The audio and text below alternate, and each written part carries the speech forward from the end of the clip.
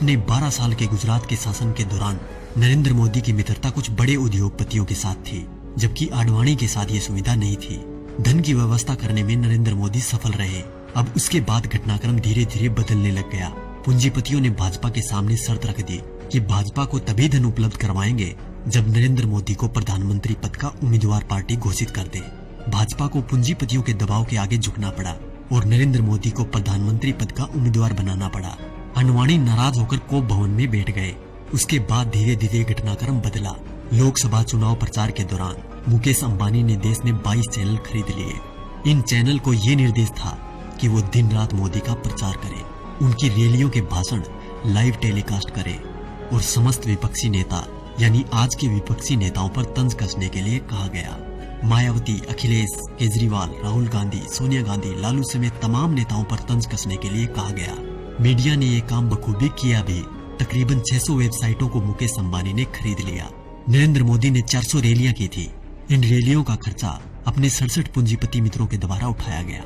नरेंद्र मोदी को चुनाव प्रचार करने के लिए एक हेलीकॉप्टर दिया गया था। ये हेलीकॉप्टर चुनाव प्रचार के लिए अडानी ने दिया था।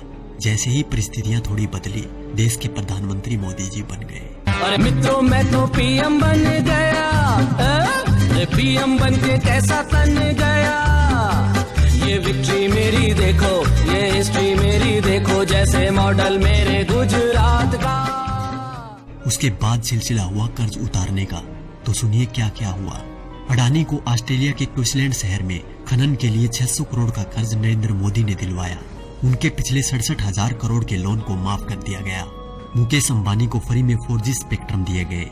इसके अलावा मुकेश अंबानी की कंपनी पर पिछली सरकार द्वारा लगाया गया जुर्माना माफ कर दिया गया। उनके भी कुछ कर्जों का राइट ऑफ कर दिया गया। दैनिक जागरण अखबार ने लोकसभा प्रचार के दौरान नरेंद्र मोदी का बखूबी साथ दिया था, इसलिए इस अखबार के मालिक को मोदी जी ने राज्यसभा में शासन बना दिया। दैनिक भास्कर अखबार, जिसके मालिक वेदांता कंपनी है, उसको मोदी जी ने छत्तीसगढ़ में कोयले की खदान दिलवा दी। जी न्यूज, जिसने दिन रात नरेंद्र मोदी का प्रचार किया और आज भी कर रहा है, उसके मालिक सुभाष चंद्रा को भाजपा ने राज्यसभा शासन बना दिया। और अब बात करें किसान और गरीब लोगों की, तो शायद उनके बारे में मुझे बोलने की जरूरत ही नहीं, क्योंकि सभी नेता कोई भी पार्टी का हो एक ही बात बोलता है, कर्ज माफ, लोगों को नौकरी और लड़कियों को सम्मान। तो क्या हुआ भाई साहब, कर्ज तो आप सभी का माफ हो ही गया होगा और नौकरी भी लग गई होगी, आराम से घर बैठकर खाने की। वैसे देखा जाए तो हम जवानों को इस फोन से फुर्सत मिले तब ना। 4G की लहर ऐसी आई है, हमारी आवाज तभी निकलती है जब टिकटॉक और PUBG बैन हो जाए।